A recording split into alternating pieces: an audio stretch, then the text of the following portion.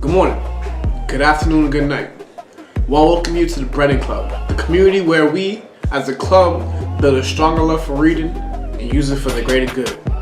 If you want to keep up with me and be a part of the Breading Club, hit that subscribe button, hit that like button, share with your friends, and follow my social media accounts here,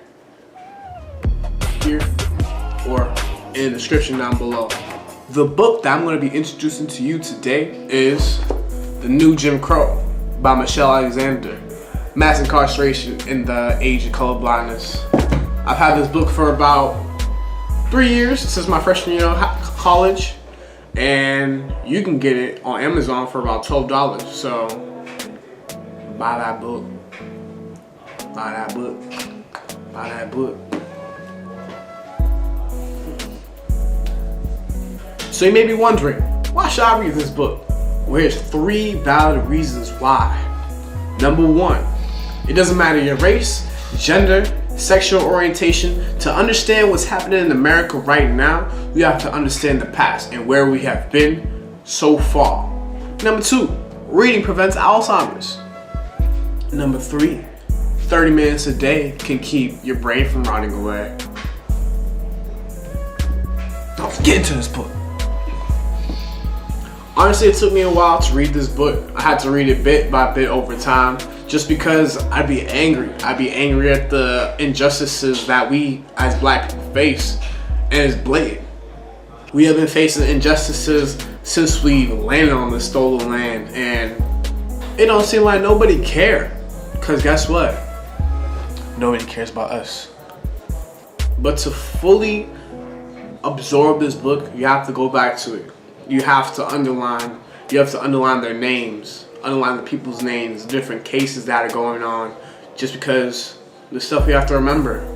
Certain injustices that happen every single day that we may not pay attention to because we're so doused down. Michelle Alexander walks us through the trials of innocent and guilty men, just to show if they were wrongfully tried, to compare them to their white counterparts, or just to show how they may have been beaten brutally just for no reason, just for their skin color. Definitely is a lot to absorb. And if any of this might make you offended, you should definitely read this book, just to shed a light on the dark side of your brain.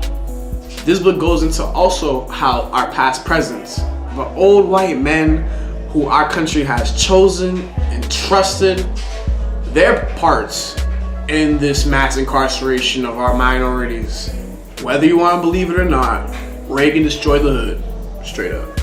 The destruction of our minority neighborhoods is blasphemous, and we need to work on it. Michelle Alexander does an exemplary job on showing the audience that the more that we ignore the race problem, the worse it gets. Pretending to be colorblind isn't gonna help. Never did, and never will. The conversation about race needs to be an open conversation that everybody feels comfortable talking about. This conversation just can't be an angry talk with your homies around in a circle, angry about what life has dealt us. It needs to be with people who aren't the same color as us, people who may not understand our perspective and how we feel about these things.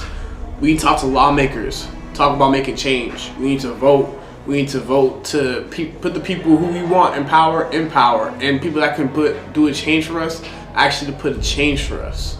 We need to thwart what a racist agenda is going on, because it's not cool. Nah. A powerful quote that stuck with me is actually on the last page, near the afterword towards the notes. It says, "But these men are your brothers, your lost younger brothers. And if the word integration means anything, this is what it means, that we, with love, shall force our brothers to see themselves as they are, to cease fleeing from reality and begin to change it. For this is your home, my friend. Do not be driven from it. Great men have done great things here and will again, and we can make America what it must become."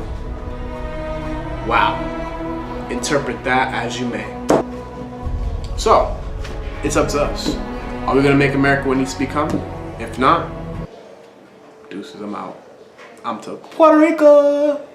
Nah, but for all seriousness, we need to change America. On the back of the book, the San Francisco Chronicle says, "The Bible of the social movement." I couldn't agree more. And this is how we need to treat it. I believe this is a must read. I hope that you guys enjoyed the video. If you like what I'm doing, hit that like button. Please hit that subscribe button so you can keep up with me and my moves.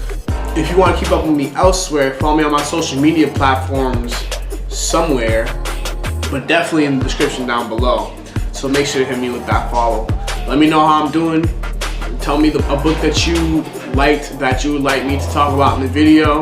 If you've read this book before, let me know your opinion on the book and let me know if you liked it or not. I just want to thank the Breading Club. I want to thank you for the support that you've already given me so far. I know it doesn't got a lot of views, but I'm feeling the love already just from the individuals. So every count matters. Every comment, every share, it matters to me. So I appreciate every single one of y'all. Have a good day.